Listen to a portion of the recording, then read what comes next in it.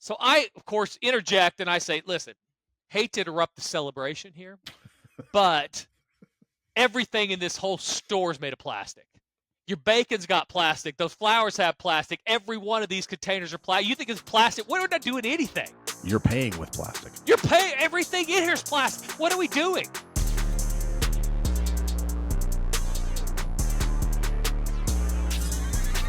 Hello and welcome to the Fat Jack Sports Hour. Thank you so much for joining us. I'm your host, the Fat Jack. The weekend is here.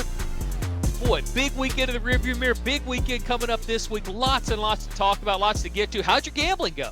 If you're betting the games, I would bet a lot of money that 99% of the bettors out there that are betting on sports, Brandon, let me quickly bring in my co-host, Brandon Rush. I would bet a lot of money that 99% of the people that are betting on sports and listening to this show are losing money and took a bath last weekend. And there's a lot to be learned from a weekend like we just finished, and it's primarily the reason why I'm so good at this, and the reason why we make so much money betting on sports in a weekend that almost everybody lost. It ended up not being a terrible one for us, and honestly, a lot of bad luck in the losses that we had. It was one of those, you get good luck, you get bad luck, but the amount of bad luck that took place Saturday and Sunday would literally accounted for all four of our losses over the weekend. Had a bunch of wins. But the general public, I know for a fact, got beat up last week. Well, it's probably the second week in a row that we've had some luck kind of go against us. So the luck gods need to swing back a little bit. But like you said, it wasn't that bad of a weekend. It was fine. It wasn't great. It wasn't the worst. It wasn't the best. But we're alive and kicking and getting ready to tackle this last weekend of September and profit. Yeah. So. And two reasons why that's so important, because when everybody else takes a bath, we don't take a bath. We don't take baths. Mm-hmm. All right, we're showers. We don't take baths. So we'll get a little water on us every once in a while. Sure. But that's how you build profit during the course of the season. Your bad weeks aren't bad. Like if this is even, I've got my hand up in the middle. And your bad weeks, just dip a tiny bit. You don't do the big dips. The big swings, yeah. Then when you go up and up and up and up, and you have the big week, which, by the way, last weekend, really close to being a great weekend. Saturday, we had 6 plays with 4 and 2. And the top 2 plays we had, the selections, both lost in overtime, and one of them was a total under. It took double overtime to get the thing over, and they had to kick about a 50-yard field goal to get the thing into overtime. Right. So just so many bad things happening. Like, well, Jack, that's only one game, no big deal. Like I said, we'd had 4 of the wins, so that one, let's just say we split the bad luck. The other one was Tulsa, Louisiana Tech, same deal. Louisiana Tech's winning and covering late. Tulsa, who I know has a good kicker because I'd watched the OSU game, makes about a 54-yarder, 55-yarder to send it into overtime, which consequently Tulsa beats Louisiana Tech in overtime. So the 2 losses on Saturday, the difference between a 6-0 sweeper and a 4-2 was 2 overtime losses. Didn't get any good luck, just had solid wins all day long with the selections and with the opinions. And then the elite plays, which are lower rated, we don't talk a lot about those. But Brandon, I'm so dialed in right now. I mean, just so dialed in. And the elite guys know this because these are lower rated plays. They only go to high-end gamblers that like a lot of variance, a lot more plays. So, an example, on Saturday, I gave out 6 plays, all right? Say 2 selections, 4 opinions. The elite guys got 11 more plays that are lower rated. So a lot of variance, all right? It's not for the squeamish, not for a $50 guy that's just banging around and going to get mad if he gets it losses in overtime. I got 2 or 3 emails after Saturday. It's like people don't watch the game. Right. They don't pay attention. All they're looking at is the end of the score. Yeah, they just don't even care. I mean, those will even out. By the way, we should start. Those will even out. We're going to have some overtime wins that we probably didn't deserve. And so those will even out. Those units of profit will come back. Not a big deal. The 11 extra plays, they go 6 and 5 on Saturday, which was not great. But Sunday, we go to Sunday. 4 plays on Sunday. I went 2 and 2 at the plays. The 2 that lost, Brandon, we had totals that we had under in the we had over in the Chicago game. They had 400 yards of offense and had 4 red zone turnovers in the first half and only scored 7 points. The second half, they have 30 points. Yep. And fewer yards, total yards. So on that type of math with the total yards, 58 points would have been the average. of that type of 750-yard total offense, if you just don't turn it over in the red zone and do anything in the first half, it flies over the total. So that was one of the losses. The other one was the Arizona game. 30 points at halftime, 0 in the second half. And what's fun, they had, I think 3 or maybe none, or not many in the second half. What was funny about that game, Brandon, coaches have lost their minds. They're going for the first half. Arizona's coach in the first half of that game doesn't kick a long field goal, doesn't go for it on 4th and 2 from about the 41 or 42. He punts it down, they punt it in the end zone, give him the ball back. In the second half, it's like he forgot that he had the option to punt or to take point. He was going for it every single time. They're only down 2 scores, and he's going for it and failing into the third and the fourth. It's just coaches have this analytics has gotten in the way of some real simple things if you're coaching. So long and the short of it is, might sound to some losing gamblers like excuses. They're not. It's important to know why you win, why you lose. Or the win's lucky, or the win's unlucky. Were the losses lucky, were they unlucky? Or were they just solid winning picks or solid losing picks? We're going to have all of those things over the course of a year. But the great news is we're going to have a ton more good picks, a ton more winning weeks, a ton more winning plays, and then some good luck during the course of a season. And so that's why over 27 years, we've made money 26 the last 27 years. FatJackSports.com, the place to go. We're heading into October. Great value right now. If you sign up right now, you get basketball for free for the month of October. It's not much, but that last in when the NBA starts up, it starts in October. Hello, welcome here. We're into fall. You get those plays for free. You get the entire month. Or the better bet, go through at least the Super Bowl, March Madness, to the NBA Finals. You're paying about $40 a week to win money betting on basketball, and you're paying less than $100 a week to win money betting on football. So not a better time of year to get signed up if you're going to add basketball. You need to add it now. Don't wait until late October. You're going to pay a lot more then. Also, for those few of you that want to play soccer, soccer's had a great year, had an almost 2-1 underdog on Saturday. They're over 15 games of profit. Prop bets are doing really well this year. That elite package, which I mentioned, I before we move on to this week, I should mention on Sunday. This is how you know we're dialed in. On Sunday, we go the 2-2 at the place. The elite plays, which are lower rated, there were 6 of them. Brandon, sweeper. 6-0, absolute sweeper. Free winners that went out on the show won, Twitter won. If you signed up for a free winner on the website, that was a winner as under the Oklahoma game. We had Clemson that went out as a free play. Mm-hmm. Everything is winning. Everything is good, except like you said, just the little bit of bad luck that hit us a couple times over the weekend. But yeah, the elites on Sunday, Philly +3 outright winner, under the total. They barely hit 30. Kansas City under. Operation Clean Sweep Sunday. Denver +6.5 one straight up. Green Bay over the total, went over by halftime. I did not see that Denver game coming, by the way. That shocked me when you put that out. I was like, the Denver's figuring things out with Bo Nix. This will probably be a good spot. Maybe a little bit of regression for the Bucs after a big win in Detroit last week. I did not see that result coming.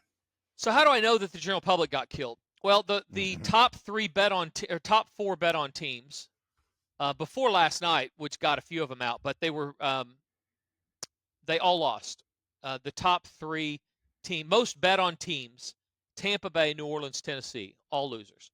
NFL underdogs of 5.5 points or more. I saw this stat. This is unbelievable. Had been 9-1 against the spread before last weekend and won 5 games straight up. And you thought, well, that's going to come back to the middle. No, it actually improved. It improved itself. They are now NFL dogs 5.5 or more. And we're taping this before Monday night, so this might change a little bit. But 13-2 against the spread. These are big underdogs in the NFL. 5.5 or more. 13-2 against the spread and have 9 wins. So if you're betting on the favorites, the teams that look the shiniest, the teams that have the most promise to your season or your fantasy, you went over. You got killed. 4-0 Sunday. The teams that were giving almost a touchdown. Almost a touchdown. They 4-0 won straight up, and almost all of them covered. So I know you guys are getting beat. We're not. Everybody that signed up, it's not. And by the way, try to wrap it. It's not about one weekend. It's not about 1 week. It's about a long time process to where you're building profit. Marathon, not a sprint. So if you are overreacting to one weekend, you tell me one of 2 things. You're either a losing gambler, a chronic losing gambler, and you're probably never going to win. because you can't wrap your brain around the fact this is not going to the fair and trying to win a big stuffed animal. This is about stock market or mutual funds or anything else that you would do to try to build wealth. That's what I'm doing. That's what we're doing. We're trying to build wealth for you as a client and myself. And so you looking at it more along that way where you understand, and by the way, 99.9% of all the clients that sign up, they get it. That's why guys sign back up there. They shrug their shoulders. We have a little bad luck on a Saturday in the 2 games. Okay, we lost 2 in overtime. We're going to win 2 in overtime too. Nobody cares. Easier to do when you're deep into profit, when you're winning. When you started in January, you started 27 years ago, some of them. 25, 26, 27 years. I have clients that have been with me for 27 years making money. They start as $50 players. Now they're $5,000 players every game. Those guys don't care. The guy that lost on their own in week 1, lost on their own in week 2, and then signed up in week 3, played some of his. They all lost because every public play lost, and then went 2-2. He gets mad. He gets irritated. He's at a now what phase. Change your mindset. Change your thinking if you want to be a successful sports gambler. Look long term. Shrug off a game or two that's a bad beat, and really don't overreact to a 6-0 week where you got a little good luck too. Don't overreact. Just stay in the middle. All right, build profit. Go to fatjacksports.com. If you don't want to have to do any of this, now's the time to get signed up. Great values, great packages, and consistent winning plays. Brandon, what jumped out of you last week? What was the talk around your house or around the water cooler or whatever about what you saw in college and pro football? And then we'll move to this week. It's amazing that in 2024, there are still coaches that flat out refuse to understand how and when to challenge plays in the NFL, when to go for 2, and how and when to use your timeouts. Like, to me, yes, X's and O's, motivation are key factors of being a big time professional head coach. Those other things are absolutely vital to you keeping your job. And it feels like there aren't enough coaches that put enough value and stock into mastering those little things that end up costing their team and their franchise potential championships, because it's obvious that it is not happening at the highest level that it possibly could.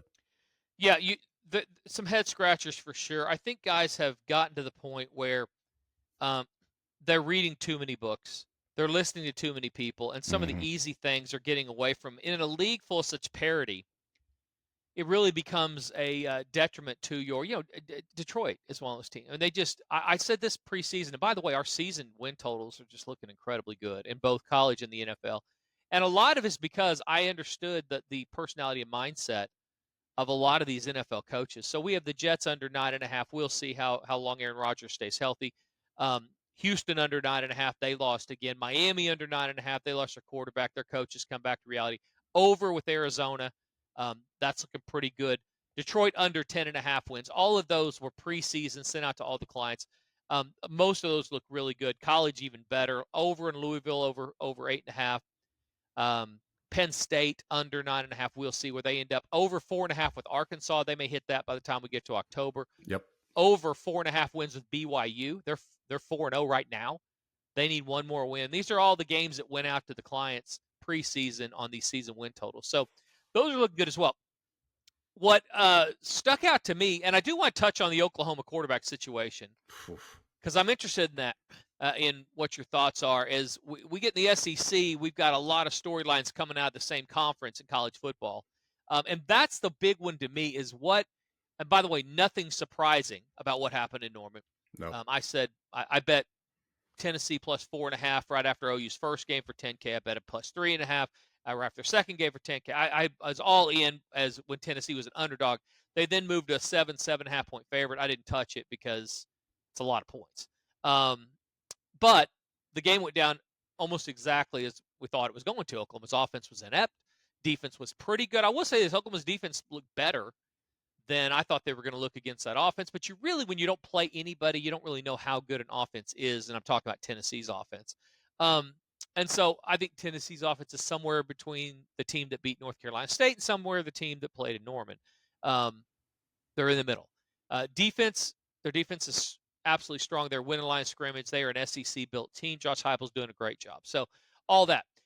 What are your thoughts on the quarterback play A at Oklahoma? And then we're going to give away a free winner, and we're going to move on to this week almost exclusively because a lot of information this week. But quarterback play in Norman over the weekend, what would you do? And where do the Sooners go from here? Where do the Vols go from here. What does this SEC look like? Because we're getting ready to turn the page, look at Alabama, Georgia coming up this weekend, and talk more about that. But what are your thoughts overall on that? I, I, as much as Jackson Arnold has struggled, I think no matter who was at quarterback, save from week one, would not have been had a ton of success because that offensive line just is not gelling. They're not moving people off the ball, and they don't have healthy weapons to distribute the ball to. I definitely understand, especially after the turnovers where Oklahoma turned the ball over twice immediately after their defense got on the football, that you had to do something. And obviously the backup comes in, does enough maybe in the second half to win the job going forward. We'll see when they head to Auburn this week, but they're a mess offensively right now. And until they get healthier receivers and until that offensive line learns to move people off the ball, whoever's at quarterback is going to have some issues, I think. Yeah, the quarterback play was bad. Jackson Arnold played horrible, made a lot of mistakes, Mm-hmm. And it was warranted that he got taken out. I'll start there. And this is if you're around the country, stay tuned. We're going to talk more about the team that you care about. But I will tell you, Brandon, there's two things here. I don't understand coaches that what are you telling us and what are you telling your team and what are you telling your players when you have an entire offseason, a spring game, you have all the practices in the preseason, you have a number of games coming up to assess talent, to show your team, show your players who the best player on your team is at every single position. And then you send them out there and they don't play well. And then all of a sudden you decide, oh, that's wrong. We were wrong about all that. It's now, I understand from a fan standpoint, you want the backup quarterback's always the most popular kid on the entire team. You want him to be great. And you're like, oh my gosh, well, he's got to be better than what we're doing. That was horrible. What are you doing as a coaching staff? What are you doing why are you watching film on anything if you're not assessing talent to see who the best player is? If the best player was Jackson Arnold when they started the year, I have to believe, Brandon, that the best player today is Jackson Arnold. Sure. He played bad. Yes, he did not have a good outing. He threw the ball the wrong team. The backup is a backup for a reason. So I will caution Sooner fans, and I don't know what Brent's going to do. And this is being taped on Monday, so I don't know what by the time we get to Auburn. And by the way, Auburn stinks also. Mm-hmm. So Auburn is imploding. Their coach is literally throwing his team under the bus in the postgame press conference. I don't know what you're going to get as far as an opponent there. But so I don't know what Brent's going to do as far as who's going to start, if they're going to rotate, or he's going to just go to the backup because the kid had a bad game against the number 7 team, actually up to number 5 team in the country in Tennessee. He's now out. I would caution both Sooner fans and anybody listening. Nobody's listening to Coach Staff, but if they were, I would say, what have you been doing all year? Jackson Arnold was the best player. He's probably still the best player. He had a bad outing. He lost to a better team. And to your point, Oklahoma's offensive line stinks. Are we going to replace all them? We're going to replace every receiver, everybody that didn't make a tackle, everybody going out of the game because we just can't stand? Or are we going to pander to the uneducated football fan that doesn't even know what he's looking at, that says, well, that quarterback's got to go because he's throwing it to the wrong team? There's 22 players that start on offense and defense. They got beat on almost every position. This wasn't even close. The backup came in. He did a little better because Tennessee was playing softer. Playing a very vanilla defense. The pass rush wasn't as ferocious as it was maybe in the first half of the game. So yeah. People are fired up about this freshman throwing his body. He won't finish the year if he's playing like he's in high school. Well, and he's a slender kid. I mean, he's going to take an absolute beating playing in the SEC. This is how you end up being Nebraska, Brandon. This is how you go. Look at Nebraska 10 years ago. Look at Colorado for the last 20, right? This is how you make these rash decisions with the number 1 dual threat quarterback in the country because you got beat by a better team, because a lot of your players are either injured or bad, didn't play good. Guys, you need to take a deep breath. Jackson Arnold should start this week. If he doesn't, this may be the beginning of not a good run. So that's my 2 cents on that. Tennessee, great win. You did exactly what you're supposed to do. Congratulations. You are as advertised. Are you as good as Alabama or Georgia? We're going to find out, because these Vols are going to be around a while. That type of defense, And I understand bad offense makes good defenses look great. I get that. But that type of we're winning the line of scrimmage every down. We're rotating. They're deep. They got a lot of kids coming in, and they were 9 dudes on that defensive line. They just rotate, man. was a methodical beatdown in Norman on Saturday. So that team is going to be here for a while. I'm excited to see because as we're seeing, Brandon, this is a segue into this week's marquee matchup between Georgia and Alabama. Those two teams have some weaknesses, as we see that the gap is closed. Mm-hmm. Kirby Smart, we'll see. I think they're going to beat Alabama this week. I think they're going to beat them handily. I might release the game. I'm still looking at it. I think Alabama has suffered from what Nick Saban leaving. The transfer portal was not great to them, at least at the start when Nick Saban retired.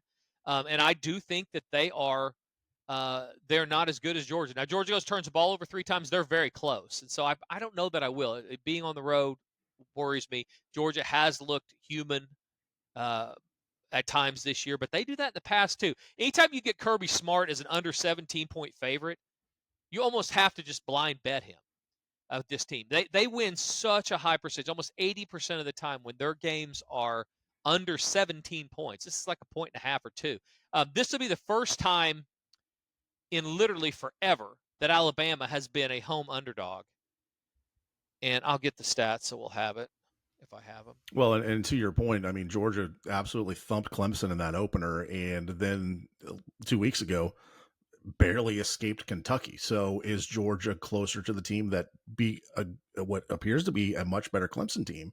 Or did Kentucky just have a great game plan? The fact that they had a bye week after kind of being woken up maybe turns their attention towards Alabama a little bit more, but they have a tough schedule coming up. You go to Alabama this week, couple easier games with the Iron Bowl the week after, or excuse me, they play Auburn, so they get the Iron Bowl duo back to back.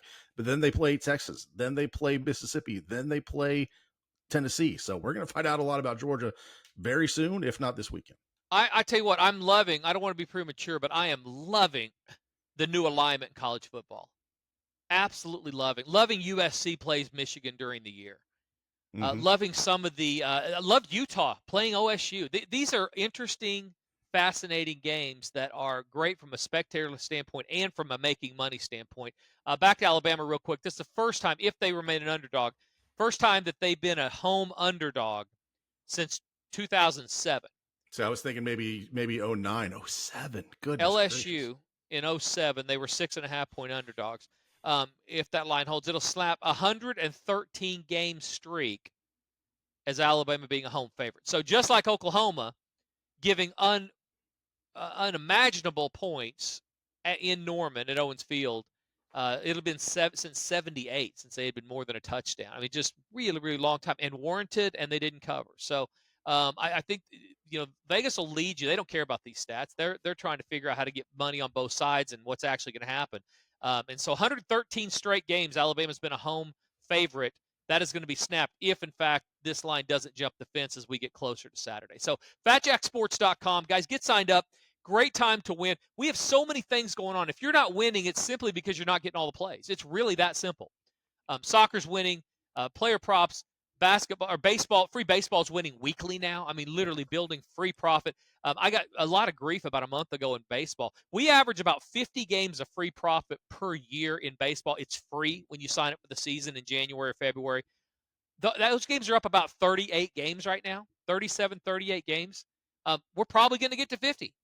So it's going to be a pretty average year of free profit with baseball. Basketball turns between 50 and 75 games of profit a year on average. Add those plays now, you'll save a ton of money versus waiting. Football's going great. We're going to have a great run. We started out the season really hot.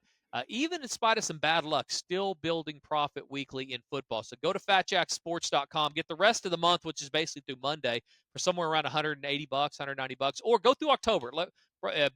Under $600 to get everything through October. That's through Halloween, 31 days, long month. Also, you get first week of the NBA season for free in that because it's in October. And it breaks down to about $80 a week, $85 a week. So instead of paying $189 just for this weekend, you can pay about $80 a week and get yourself consistently winning all the way through the month of October Go longer than that, you save even more, and you're going to make money. That's the key. Brandon, missing plays, missing winning weeks, missing winning days are how you lose betting on sports. If you get all of our stuff for the year, you win, you come back, you sign back up, and you start building profit, building wealth as a sports gambler. You sign up for the weekend and say, let's see how he's going to do this weekend. And then you get a couple of games on Saturday that go into overtime and lose in overtime, or you get crazy things in a game or two on a Sunday that everybody lost, then you quit and you go back and play on your own. That's how you lose betting on sports. That is a losing formula. So if you're driving around, that's what you're doing.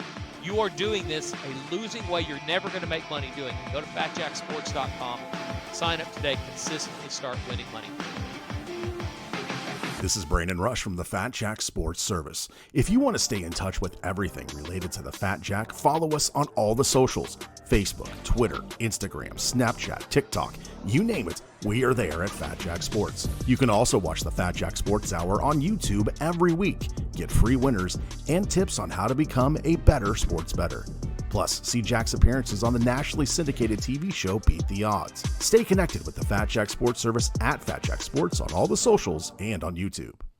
Hey guys, this is the Fat Jack. Are you finally ready to get a better plan betting the games this year? Let me help. Go to fatjacksports.com, where we understand that it's not the gambling she hates, it's the losing. fatjacksports.com. Welcome back to the Fat Jack Sports Hour, and now here is our host, a man wrapping up September with profit. He is the Fat Jack. Thank you so much, Brandon. Fat Jack Sports Hour, segment number 2.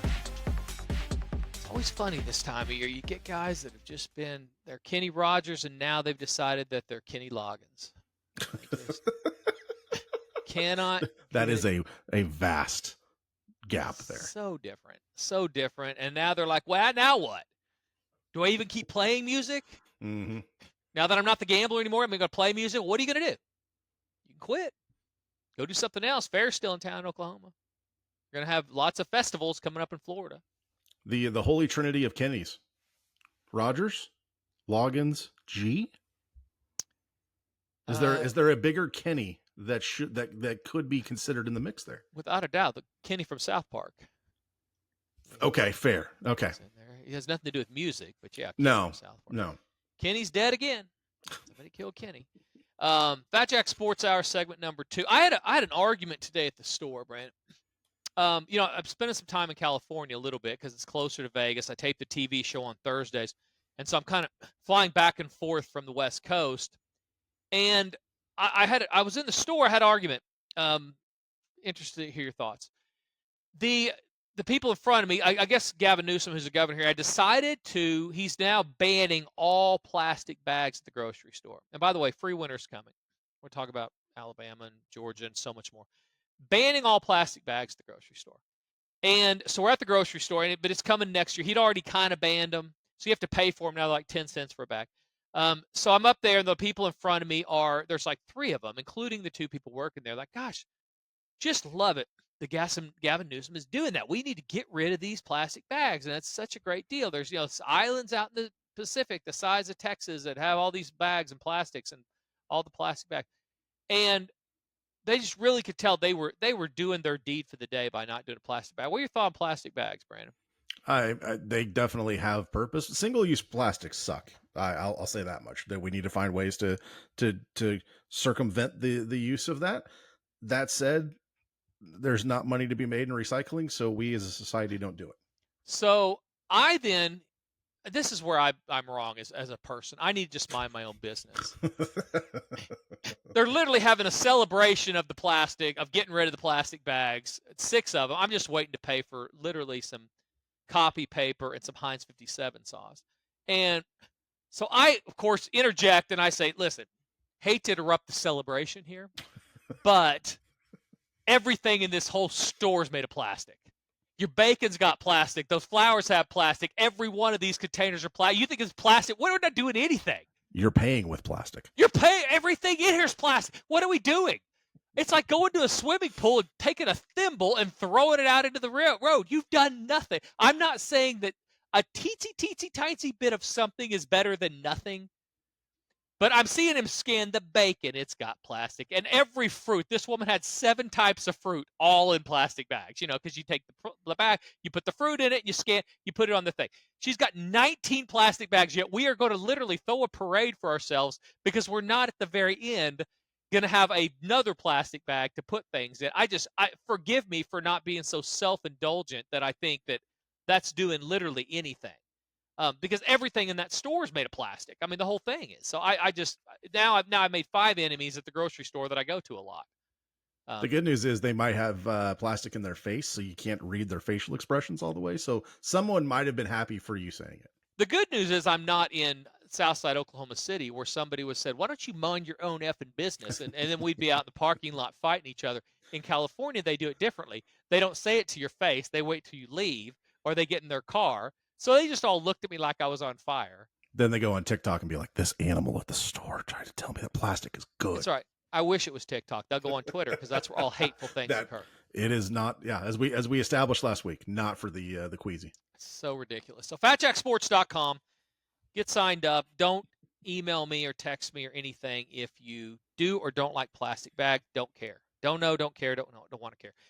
Let's look Alabama and Georgia. That's obviously the marquee game. What else jumps out at you on Saturday? A lot of storylines based on what happened last week. We didn't talk about BYU, Kansas State. God literally, if you don't believe in Mormon, you might want to reconsider because that thing, Kansas State's dominating. All of a sudden, it's like the skies opened up and John Smith or whoever the guy that runs Mormon Town or whatever, or God, I don't know who it was, basically just said, nope, Mormons will win today. And then within about 5 minutes, Kansas State didn't know what day it was.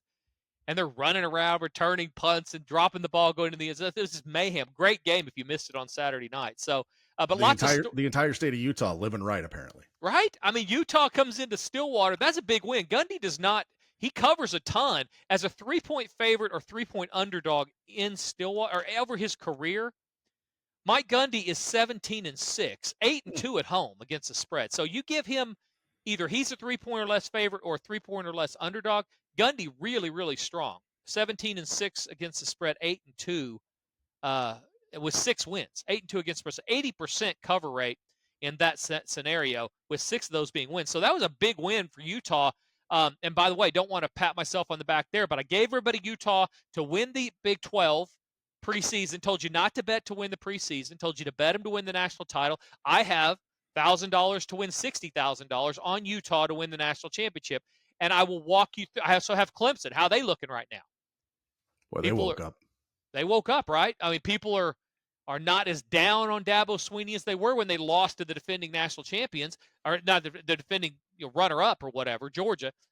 This is a team now looking competent. Again, I don't need them to win the national title. I just need them to get into the 12-man tournament. I told you there's a disconnect on what's the line setters are doing in these conferences versus what they're doing in the national title.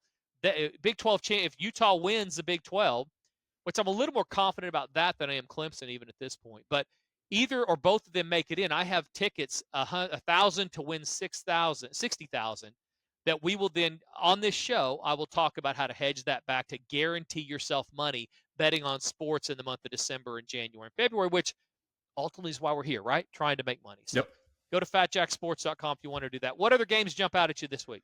You talked about Gundy, Oklahoma State go to K-State. That's going to be an intriguing game. Also, Louisville goes to Notre Dame in a ranked versus ranked matchup. Illinois, Penn State is going to be intriguing. There are some teams that are interesting because of what happened a week ago. BYU plays Baylor. Baylor absolutely vomited all over themselves and allowed Colorado to come back and win that game in overtime. And just the exact opposite of what BYU had when they were the ones who benefited from a late game comeback. So those are the intriguing ones outside of the marquee matchup. That's for me. Those are the fun ones this week. Texas is not only the number one team in the country right now, Brandon. We haven't talked about this, but they're not only we talk about the SEC so much, and Texas, of course, in the SEC, but we talk about Georgia, we talk about Alabama, and though it's about Texas is number one team in the country, and not only the number one team in the country, if those look-ahead lines that I've taken advantage of a little bit with playing against this Oklahoma squad, Texas is a favorite in every game going forward, including against Georgia. They're 2.5-point favorite against Georgia right now. So Texas is the team to beat in this country. So right now, at least. So if you're looking at these other games like, well, this is going to decide who the inside front runner is going to be, think twice, because Texas, although still playing some of these layup teams, they have Mississippi State this week, giving a bunch of points, 24, 28, something like that. Mississippi State's horrible, and I talked about that last week, played against them. And so Texas is the team right now, 5-0 against the spread, their last 5 at home. You talk about that Louisville team. That was one of our picks last week. Yep. Given 10 or 10.5, they end up covering and winning. They go to Notre Dame. That's really the definition of Dr. Jekyll and Mr. Hyde. You know, they come out 2 or 3 weeks ago. They lose Northern Illinois. Then they go roll it up on another MAC team. So this is a team that, not playing a difficult schedule, at times has looked like the Notre Dame team that we thought they were going to be, and other times it looks real beatable. So Louisville, this will be a big test for both these teams, because I think nationally, people didn't think Louisville was going to be that good. They, for the last literally 3 or 4 years, nationally haven't gotten that much respect. And I've been ever since Brom came on as head coach, they've really flown under the radar, even though they were a 10-win team last year. 14-4 straight up their last 18 games. This team only lost 4 times in the last 18 tries. So come on. I mean, this is not a bad team, and they're showing it week in and week out. We've taken advantage of bidding on their season win totals the last couple of years as well.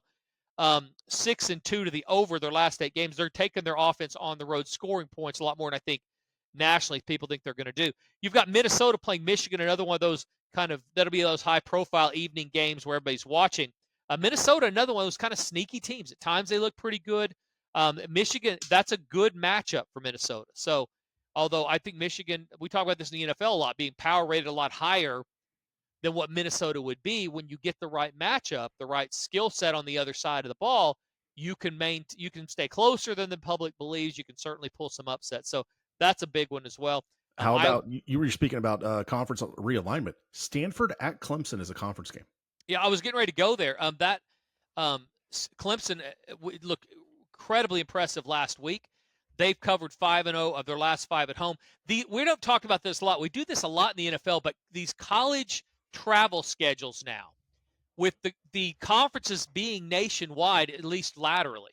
You know, you've got Stanford having to go to Clemson, and you've got Michigan having to go to Penn State. USC or UCLA having to go to Penn State. These travels, especially for college kids that's not playing football full time, those are going to matter. And so Clemson, we talked about, they're a 21, 22-point favorite in this spot as well against a Stanford team. Lots of travel, lots of miles after midterms. We're about getting ready to be midterms at Stanford, Palo Alto. They're on the quarter system out there, I think, as well, along with Chicago and a lot of the Ivy Leagues. And so they will be coming up on midterms. That is not something that, if you're not factoring that in, you're leaving out a piece of information that does matter. Especially that's going to be huge come basketball season too, because you're going to see a lot of those teams when Rutgers in the Big Ten goes and plays at UCLA and USC.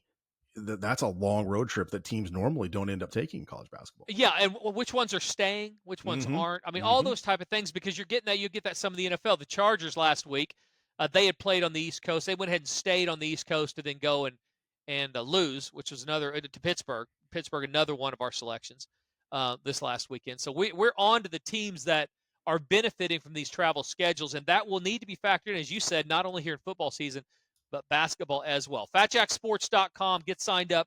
$189 or so for the weekend. Huge weekend coming up. Everything. UFC's back in play. Of course, soccer's going again. Every single thing. All those packages are listed on the website. All of them are winning money this year, and they will get you into profit. Just stop missing out. Don't miss winning days. Don't miss winning weeks. Don't miss winning picks. So get signed up today and start winning. Free winner number 1.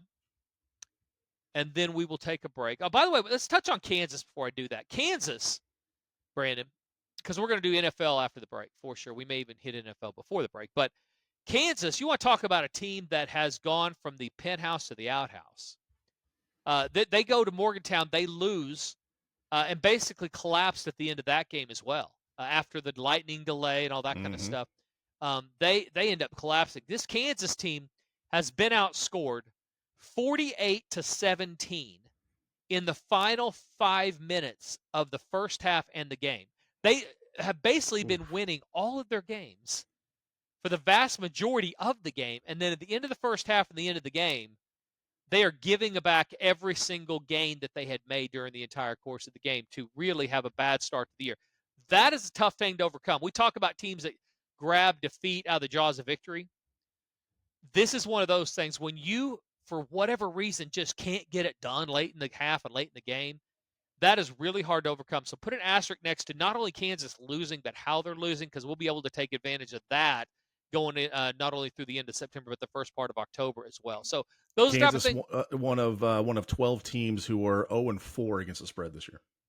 Yeah, they're because they can't finish. Yeah, can't finish, can't hold a lead, can't run the ball effectively. It's a lot of it's stylistic, and the other part is simply just bad luck and bad execution at the wrong exact time. So hard to get over that. Hard to go to practice and say we need to be better when guys can watch the film and see for the vast majority of the first half and the game they've done well enough to win, and now they're losing. So just another one of those storylines, huge storylines coming up. How are we doing on time? Because I do want to go back and talk about the OU Auburn game. I think that's an important one nationally, and certainly an important one in the SEC. Are we out of time when you get to break? Or are we okay? We got a little bit of time we can give. All right, so tell me your thoughts on that, because I think this is a great question to the listeners. Game, no matter where you're listening around the country, Auburn imploding from the top on down. The coach is literally throwing guys under the bus. They end up. We played against Auburn last week. Had Arkansas to go on the road. Auburn turns it over 67 times. They host a OU team with Brent Venables that has been stingy, has been taking the ball away, and getting some of those. They've been taking advantage of a lot of turnovers. So, what do you think about this game? You've got two teams reeling, two teams trying to figure out who they are from quarterback on down, and then you've got a desperation mode for both, because the loser of this game. Listen, they're not going to fire Brent Venables this year. It's not going to happen. I don't even like talking like that because it's simply not going to happen. But the complexion of the year will have a lot to do with how this game goes. It's okay to lose to Tennessee, I think, in Oklahoma. But if you go lose to an Auburn team that is in more disarray than you are at many more positions, and frankly, from the leadership on down, you go lose to them also. They just proved Arkansas can go in and win. So you got to go win this game if you're Brent Venables and OU. If you don't, it's going to be a lot of pressure with the upcoming schedule. They get Texas here in a few weeks, and much more the SEC, which that can turn 2 losses into 6 losses if you're not careful, because you're going to get better teams than Auburn down the stretch, some of them on the road. So what are your thoughts here, Auburn and Oklahoma? Regardless of who's starting at quarterback, it will be a first-time road starter. Jackson Arnold started the bowl game, but this is the first true road game if he is the starter. If they go with the other kid, first-time starter in a road game in the SEC, I don't know the records on that, but I would imagine that probably doesn't bode well. Yeah, you're right. This is a pivotal game for both these teams, because you lose, you're going to be 0-2 in a deep conference, and you're going to be lucky to go to a bowl game because of what you have ahead of you schedule-wise. It doesn't get easier for Auburn. Like you said, just lost to Arkansas, plays Oklahoma this week. Oh, next week they go to Georgia. Not a good stretch right now. And you're right, Hugh Freeze absolutely throwing players under the bus. He said in post game, we can't stop giving the ball to the other team, which is what Brent Venables was thinking. Right, but you can't knew say better it. than to say it. Right. So yeah, if you're an OU fan, I will tell you, you need to hope Jackson Arnold starts. I'm not optimistic if they go to the kid who's been a backup since he got there. I didn't see anything on Saturday. Yeah, he played better than Arnold, but I didn't see anything. Oklahoma 2.5 point favorite, still in the top 25. So people are not giving up on him. They're 21st right now. 2.5 point favorite on the road, total of 46.5. If they lose this game and go to 3-2, you think the trailer parks are mad today? Let's talk in a week, because that thing is going. There's going to be some grumpy double wide renters here in a couple weeks. So yeah, I mean, that'll be 2 losses in a row. You have a bye heading into Texas, and then you play a South Carolina squad, which has been hit or miss so far this year. Then you go to Ole Miss. It doesn't get easier until you play Maine. I talked about this when they joined the conference, that you're trading out the wholesale changes of Kansas, even Kansas State, because you get them in Norman, they're more beatable than they are up there. Iowa State, you trade out those wholesale changes for Ole Miss and LSU and South Carolina and teams that Their upside is higher. Their athletes are better. You better pack a lunch every single week, other than Maine. I don't know that you need to eat the week of Maine, but every other one, you're going to need to pack a lunch. So, big game going on. I do think Oklahoma goes and wins. I believe in culture. If they this is an asterisk. If they start the freshman kid, I take that back. I don't think they're going to win with him. I actually here's my prediction. If they start the freshman kid, I don't think he finishes the game. I think Arnold's back in by halftime. That's I'm just telling you, people out there who watch the game, they are, especially if you're an OU fan, oh my gosh, I'm just telling you, Arnold starts, I think they win. If he doesn't start, I think he's in by halftime. They may still lose. But I am not sold on the young kid. I believe in Venable's staff to assess talent despite their futility on offense over the course of a spring, a summer, and the preseason. I believe they think they got there, not just because they gave him money. This isn't the NFL. I understand you give a kid money, you want to believe he's the best. I think that this kid is better. And he'll show that he's better long term than the freshman is. That's my prediction. And I also think it's a big problem if you go and you treat the number one dual quarterback in the country and you bench him and you go to a younger kid because of one game against a team that was better than you, you're telling all future recruits, well, this is what we do to you. You go out and you struggle one game and you don't play well. And he's had struggles. I get it. The offense is inept right now from offensive line on down. But I think he starts. If he doesn't start, they start the young kid. I think he's in by the second half. Arnold plays. I think they win. They don't. Let's go under the total because neither of these teams scoring a bunch of points. And Auburn offensively will give you the ball. You'll have a few more times to go 3 and out if you just do what you can do defensively. So under the total is a backup. Arnold plays. I think OU wins as well. First and second, free winners. All right. Cannot stress the free enough. Not selections, not opinions, they're just free on the air. Everybody out there, they're in the universe. Don't freak out either way. Go get signed up at fatjacksports.com if you're going to be betting this week. And don't worry about free winners because we are going to have a very, very good week. And you should join us. If you want to win, consistent winning plays is the way to do it. Go get signed up today. Add that soccer player prop as well. Hey, this is the Fat Jack, and are you ready for the weekend? Are you ready to make money? I know a lot of you got beat up in the NFL last week, and it's not your fault. It's very hard making money betting on sports, and I can help. Go to fatjacksports.com. Everybody gets exactly the same plays. They're posted, they're documented. They're going to consistently make you money over the course of the season for less than $100 a week. That's fatjacksports.com today. Consistent winning plays will get you into profit. fatjacksports.com to win. Welcome back to the Fat Jack Sports Hour, and for the final time in September, don't look now, a month has flown by. He is the Fat Jack. Locktober. I got that from some guy in the South that used to do a handicapping show. I think he's in prison now. It is one of the greatest months of the sporting calendar. When you figure you got playoff baseball, conference play in the college football world, NFL's obviously meaty. We're right on the verge of the Breeders' Cup. Basketball starts. I mean, it is a great time to be a part of the service. Yeah, there are some months where we don't say that's the greatest month or that's a great month, but October is. It's almost impossible not to make money with me, and because of me and me. If you're getting all the plays. Now, if you're I had a guy that, just mad about because the selections didn't win this day, or just because he didn't play the base, or everybody who, if you cherry pick, then you're going to make money over the course of the season for sure. Every month you're going to make money, but there will be weeks, most likely, where you may not. I mean, things will happen. We'll lose 2 games in overtime, and you won't win on a Saturday if you're just playing NCAA football. So I always tell people, get everything, even if you don't like betting on soccer or don't like it doesn't matter. The money spends exactly the same. We're up over 10 games of profit in soccer, and that's literally in the last, we've had 4 weeks of picks. So making about 3 games of price, those plays cost less than about $50 a week, less than that. I mean, very inexpensive. So get all the plays, play all the plays. You're going to make money. And October is one of those months where there's so many things going on, so many ways to build profit, and we just simply don't lose more than we win in months like October, November, December. If you're playing everything, you're going to win. You're going to make money. As I said, we are absolutely dialed in right now. The elite plays went, like I say, 6-0 on Sunday. That was what was frustrating about Sunday, Brandon. I'm in the contest at both Circa and at the Westgate. Yeah. both went 5-0. Every side won. Our 2 losses on Sunday were totals. Mm-hmm.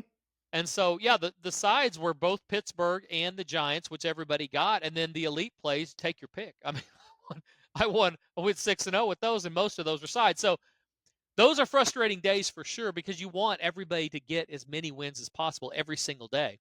But I always tell people, if you're getting all the plays, you're going to win. You're going to make money. So let's turn to the NFL real quick. We talked about the big underdogs that are winning straight up. We talked about the fact that the most bet teams all lost last week. 3-0 teams in the NFL, Brandon. You could have asked me a month ago to give you 3-0 teams, and I would have gotten to probably 20 before I got one of them right. Well, Kansas City you would have had. They're 3-0. But the other ones, Pittsburgh? Nope. Minnesota? Nope. Seattle? Nope. I mean, that's it. The list ends there. Right.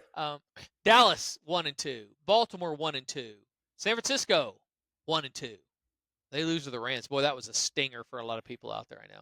And especially the way it happened too. Yeah, that was that happens a lot when those 2 teams play in LA.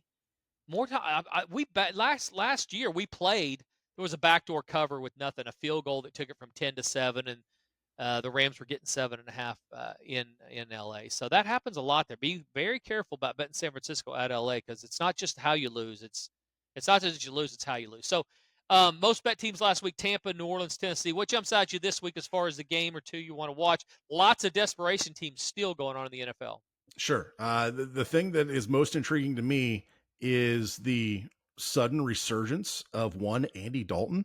By the way, if whoever was deciding for the Carolina Panthers that, at least after one game, that Bryce Young was a better option at quarterback than Andy Dalton, that person should be tried for war crimes because that is an atrocious amount of decision-making.